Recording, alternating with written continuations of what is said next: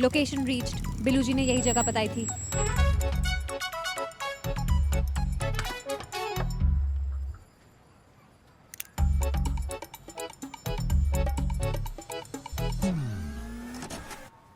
का? क्या? सर पे हाथ काहे फेर रही हो? क्योंकि आपने किया। तो हमने किया तो तुम काहे कर रही हो? क्योंकि मैं आपको फॉलो कर रही हूँ। अम्मा तो मत करो ना हमको फॉलो। काहे हमको फॉलो करते हो नकलची बंदरिया? क्योंकि मेरा कमांड आपके कंट्रोल में है और मैं आपको फॉलो करने के लिए प्रोग्राम्ड हूँ। अब चल काहे नहीं रही हो? अभी आप ही ने कहा का कहा कि फॉलो नहीं करना है। अम्मा, हम ना तुमको रोड रोलर के नीचे ऐसे बिछा देंगे और तुम्हारा टीन का चादर बना देंगे। हम तुमको बता रहे हैं अम्मा, साथ रहने वाला फॉलो, जो हम तुम्हें ऑर्डर देते हैं वो फॉलो करना है, वो सीनियर जूनियर वाला फॉलो ये फॉलो करना है। कॉपी वाला फॉलो नहीं करना है कि हम ऐसे करेंगे तो ऐसे करोगे, ऐसे करेंगे तो ऐसे करोगी। समझ रही हो हमारी बात को? Confused human. चले चलिए। हाँ भैया, ये कहाँ मिलेगा बताइए। धन्यवाद।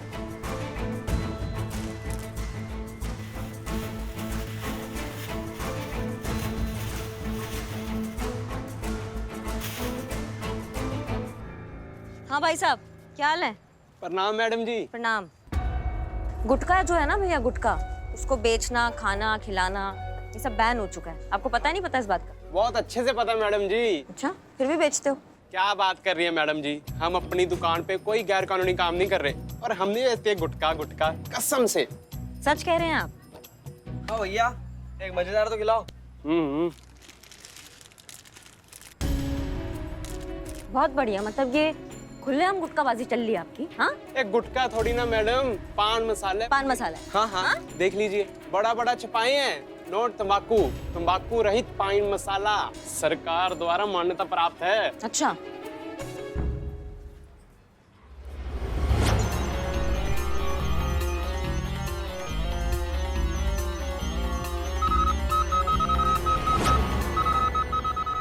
ये झूठ बोल रहा है। टोबैको के पैकेट्स डस्टबिन में है।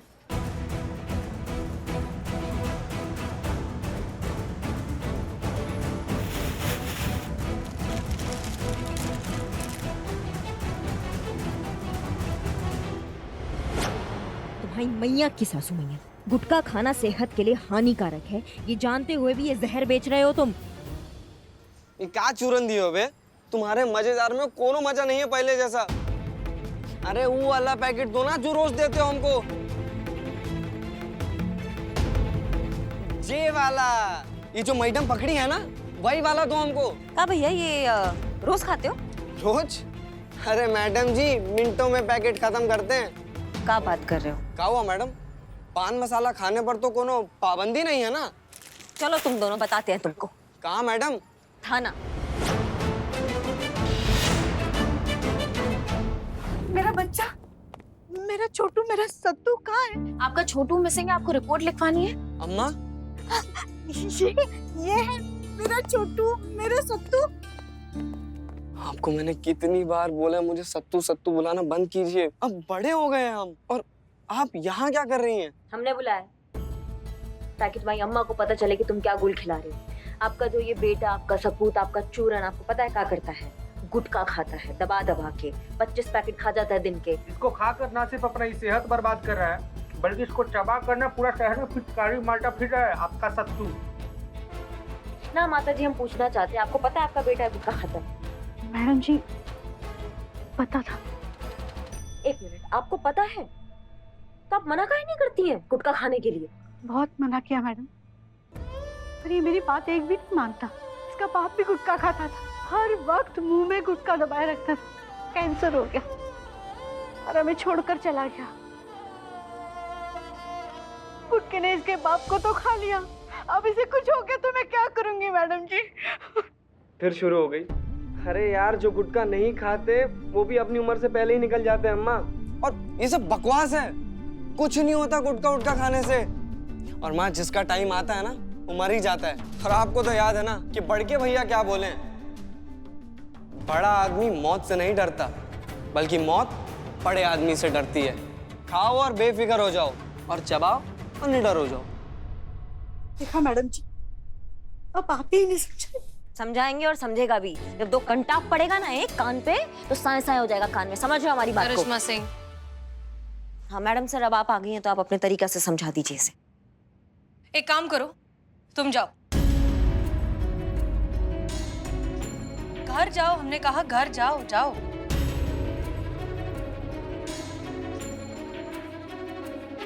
और आप देखिए, हम आपकी तकलीफ बहुत अच्छे से समझते हैं, हम आपकी सारी प्रॉब्लम समझ गए, हम कुछ करते हैं। फिलहाल आप इत्मीनान से घर जाइए।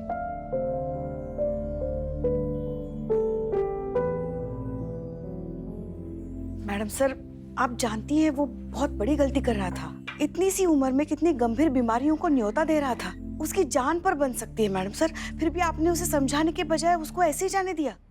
हाँ, इसलिए क्योंकि वो किसी के इन्फ्लुएंस में आकर ये सब कर रहा है। अगर हम में से कोई भी उसे कहेगा कि गुटखा मत खाओ तो हम तो उसके दुश्मन बन जाएंगे। सिर्फ एक इंसान है जो इसे समझा सकता है और सिर्फ एक इंसान है जिसकी ये बात मानेगा। कौन मैडम सर? बचवा खाए जवान हो जाए, बुढ़ा खाए सियान हो जाए, तनिक न शर्माओ, शान से खाओ। तुमरे बड़के भैया की पहली पसंद है मजेदार पान मसाला। मैडम सर, मैडम सर, ये तो अपने बड़े भैया हैं, भोजपुरिया सुपरस्टार जयदेव कुमार। हमारा पूरा खानदान, हम भी इनके बहुत बड़े फैन हैं मैडम सर। इनका एक डायलॉग बड़ा फेमस हुआ था पुष्पा जी, ऐसे दातुन चबाते हुए कि बड़का लोग मौत से ना ही डरत बा, मौतवा बड़का लोग से डरा रही मौत, ऐसा। और सतीश जो है इस जयदेव का बहुत बड़ा फैन है। इस बात का अंदाजा हमें तब हुआ जब उसने अपनी माँ के सामने इन्हें बड़का भैया मैडम सर। हाँ, बड़का भैया कहकर पुकारा और डायलॉग भी कहा जैसे अभी तुम कह रहे हो। तो इस बात से हमें अंदाजा हुआ कि वो उसका बहुत बड़ा फैन है। और क्योंकि जयदेव इस मजेदार पान मसाले का ऐड करता है, इसी के चक्कर में सतीश को भी इसकी लत लग गई है। नहीं मैडम सर, सवाल ये है कि जब तंबाकू और गुटखा बैन है तो सरेआम उसके इतने एड्स कैसे चल रहे हैं? और ये जो जयदेव जी है वो तो इतने बड़े सुपरस्टार है, वो पब्लिकली कैसे प्रमोट कर सकते हैं? क्योंकि इस तरह के एड्स को कहा जाता है सरोगेट एड्स। सरोगेट मतलब वो होता है ना जिनको बच्चा नहीं होता। सरोगेट एडवर्टाइजिंग मतलब कुछ नॉर्मल प्रोडक्ट्स की आड़ में कुछ हानिकारक प्रोडक्ट्स जैसे सिगरेट, अल्कोहल, टोबैको एक्सेट्रा बेचे नॉर्मल प्रोडक्ट्स भी जाते हैं, पर उसकी आड़ में बहुत ही सफाई से ये हानिकारक प्रोडक्ट्स भी बेचे जाते हैं, जिसे पकड़ना लगभग नामुमकिन है। वाह मैडम, आप मस्त समझाई, लेकिन अफसोस कि हमको कुछ नहीं समझ में आया। ओके, हम समझाते हैं। फॉर एग्जाम्पल, पुष्पा जी ने ये प्रोडक्ट बनाया है। इस प्रोडक्ट में दुनिया भर का तंबाकू, इलीगल, जानलेवा सामान सब कुछ मिक्स किया हुआ है और वो इस प्रोडक्ट का एडवर्टीजमेंट, इसका प्रमोशन करवाना चाहती हैं हमारी संतोष से, जो कि एक बहुत बड़ी सेलिब्रिटी है। अब ये काम सीधे सीधे तरीके से तो हो नहीं सकता क्योंकि संतोष इस तरह के इलीगल प्रोडक्ट का प्रमोशन तो करेगी नहीं। अब इस ट्रिकी सिचुएशन से निकलने के लिए पुष्पा जी ने निकाला है एक बहुत ही शातिर तरीका। उन्होंने मार्केट में ठीक वैसा ही दिखने वाला वैसा ही प्रोडक्ट लॉन्च किया जिसमें कोई भी जानलेवा, तंबाकू जैसी इलीगल चीजें नहीं है, और फिर इसका प्रमोशन करवाया उन्होंने संतोष से भर के पब्लिसिटी की। मैडम सर, हमारा एक सवाल है ना, चीता को अगर गुटखा चाहिए और वो जाता है गुटखा लेने, पर ये दोनों प्रोडक्ट तो एकदम सेम है, तो चीते को कैसे पता चलेगा कि कौन सा गुटखा वाला है और कौन सा सादा वाला है? एग्जैक्टली, यही है सबसे इंपॉर्टेंट ट्रिक। ये दोनों प्रोडक्ट्स बिल्कुल एक जैसे दिखते हैं, लेकिन इन दोनों के पीछे बहुत ही छोटे छोटे महीन अक्षरों में लिखा हुआ है विथ टोबैको, विदाउट टोबैको। तो अब जब संतोष इस प्रोडक्ट को प्रमोट कर रही है, उसे पता नहीं कि कौन सा प्रोडक्ट लीगल है और कौन सा इलीगल। चीता जो है संतोष का बहुत बड़ा फैन है। संतोष से इन्फ्लुएंस होकर वो दुकान में जाता है इस कंपनी का प्रोडक्ट लेने के लिए, लेकिन उसे कौन सा प्रोडक्ट मिलता है? ये तंबाकू वाला जानलेवा प्रोडक्ट। इसे खाकर धीरे धीरे इसकी आदत होने लगती है, ये इस पर डिपेंडेंट होने लगता है। बदले में कंपनी यानी कि पुष्पा जी मालामाल। मतलब इस बार भी हर बार की तरह पुष्पा जी ही फसाद का जड़ है। एक मिनट, हमेशा की तरह क्यों? हम क्यों हमेशा गलत होते हैं? ना प्रोडक्ट बनेगा ही नहीं तो बिकेगा कैसे ना मैडम? बिकेगा नहीं तो बनेगा कैसे? जब हर प्रोडक्ट के पीछे ये वार्निंग प्रिंट होती है कि ये प्रोडक्ट स्वास्थ्य के लिए हानिकारक है, फिर भी इंसान इसे खरीदता है, तो फिर गलती किसकी हुई? इंसान की या कंपनी की?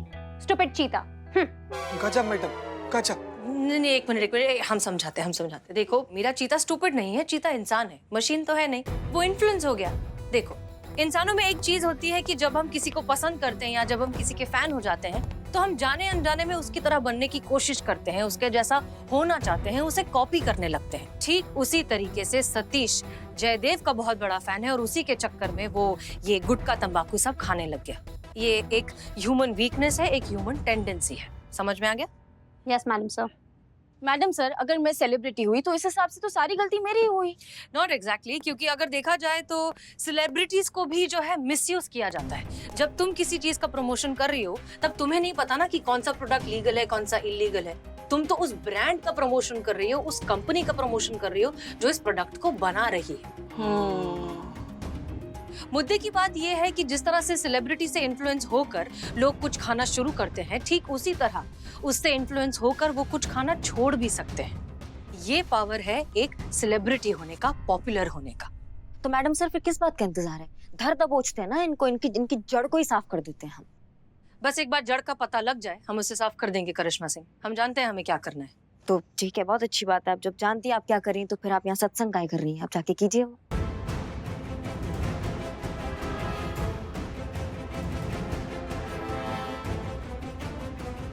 करिश्मा सिंह, हमें आपके अप्रूवल की जरूरत नहीं है और हमें लगता है कि फिलहाल इस केस में हमें आप ही की जरूरत नहीं है।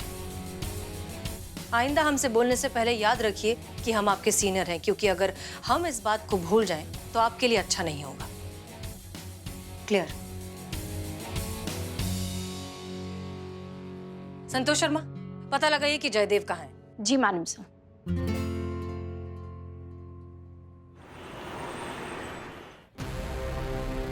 हमके हाथ लगावे से पहले अपन खानदान के कब्र खोद ले बाबू।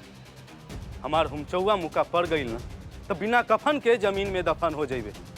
ये जवान हम मर्द के बच्चन का। Cut okay. चलिए। मिस्टर जयदेव जी, मर्द के बच्चन जी। जी आई एम सॉरी, लेकिन आप तो जयदेव नहीं हैं। जी, हम उनके डुप्लीकेट हैं। अच्छा, आपने भी बहुत अच्छी एक्टिंग की। सच में एक्टिंग किया? अच्छा मैडम, सच में बहुत अच्छा एक्टिंग करते। आए थे अमीर नहीं बनने, लेकिन नहीं बन पाया। जयदेव जी कहाँ हैं? उधर बैठते जयदेव जी। देख रही है मैडम, काम कोई और करता है, क्रेडिट कोई और लेके जाता है। अब हाँ, वो तो देख ही रहे हैं। चलिए।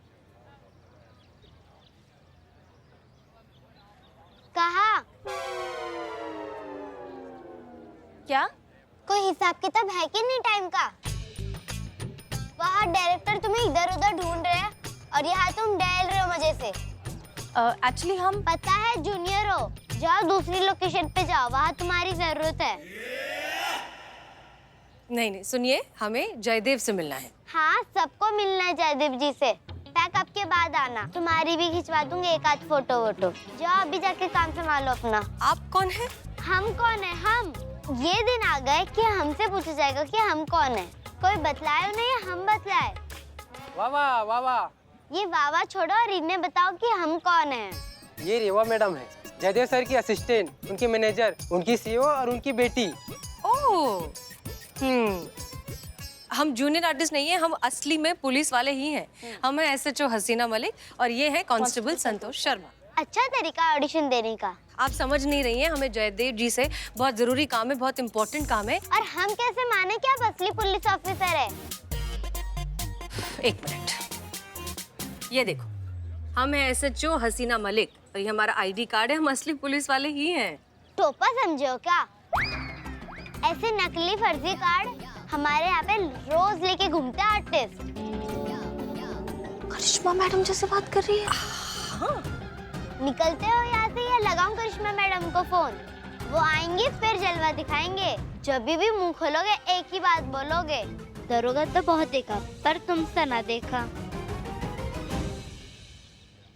ठीक है, एक काम करते हैं, हम करिश्मा सिंह को फोन लगाते हैं, आप उनसे बात कीजिए, आपको खुद यकीन हो जाएगा कि हम कौन है। आप सच में करिश्मा मैडम को फोन लगा रहे हो?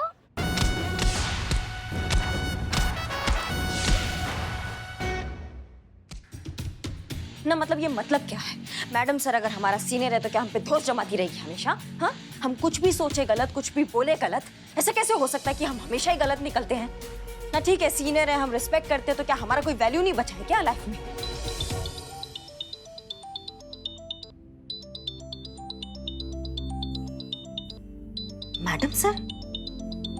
मैडम सर हमें काहे फोन कर रही है, वो भी वीडियो?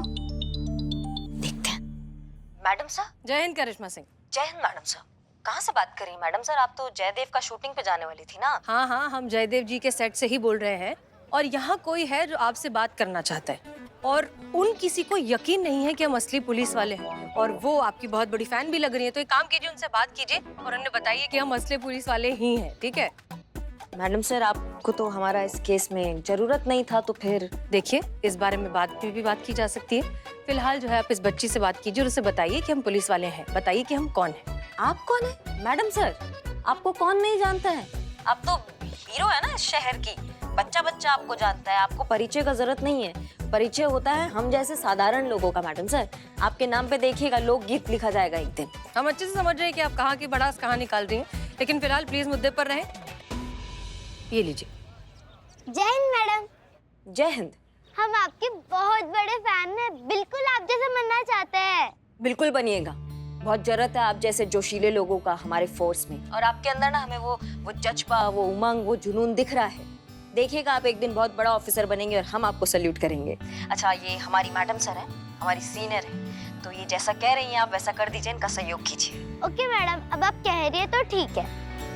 मान गई? बाय। हमारी फैन जी, तो अब मिलवाएंगे हमें जयदीप जी से।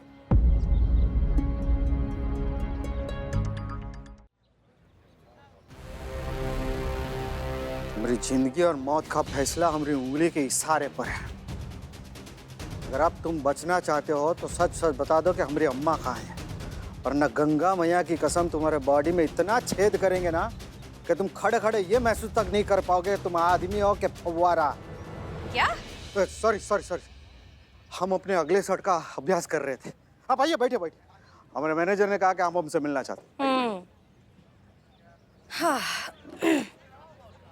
और कहा है ना कि ये डायलॉग राइटर भी ऐसे ऐसे डायलॉग लिखते हैं कि याद करते करते हमारी हालत खराब हो जाती है। हाँ, लीजिए कोल्ड ड्रिंक लीजिए। नहीं नहीं शुक्रिया, आप लीजिए। अरे नहीं नहीं, हम इन सब चीज़ों से दूर रहते हैं।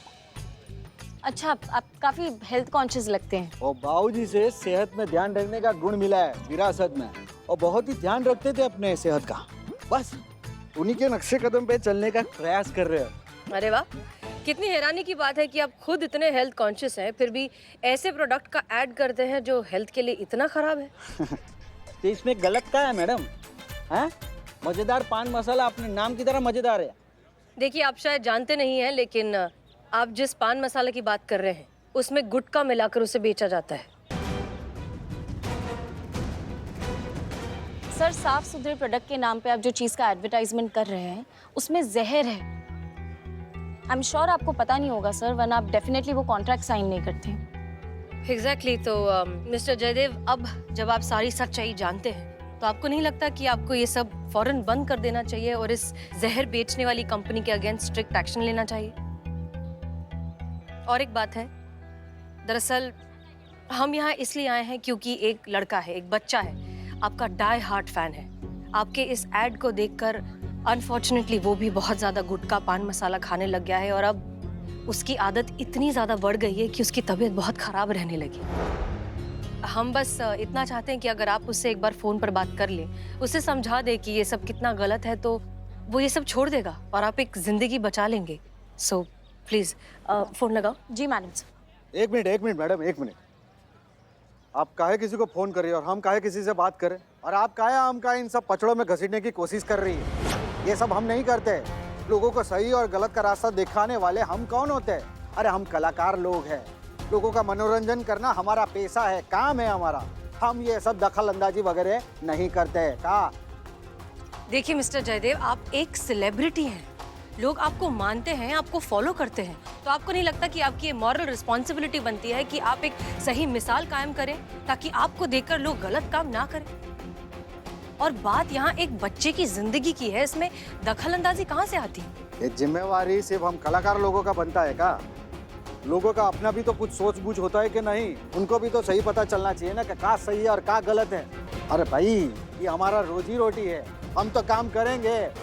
किसी को खाना है कि नहीं खाना है वो लोगों के ऊपर छोड़ देते ना, जनता के ऊपर छोड़ देते हैं।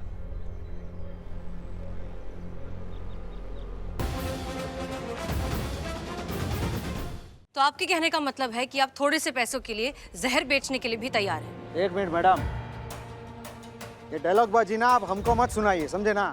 ये हमारा काम है। ऐसे डायलॉग बाजी हम कैमरा के सामने रोज बोलते हैं, समझे ना? थोड़ा व्यवहारिक बात कीजिए ना, व्यवहार की तरह बात कीजिए, हम आपको समझाएंगे। और अगर ये गैर कानूनी नहीं है और सरकार हमको परमिशन देती है तो क्यों नहीं, हम तो बेचेंगे, जहर भी बेचेंगे और कमाएंगे मैडम। खाने वाला तय करेगा कि उसको खाना है कि नहीं खाना है। हमारा भी परिवार है, हमें उनके लिए कमाना है तो हम तो कमाएंगे। हाँ, लेकिन अब शॉट रेडी है, आपको बुला रहे हैं। शॉट रेडी है, हमें निकलना पड़ेगा। प्रणाम, चलो।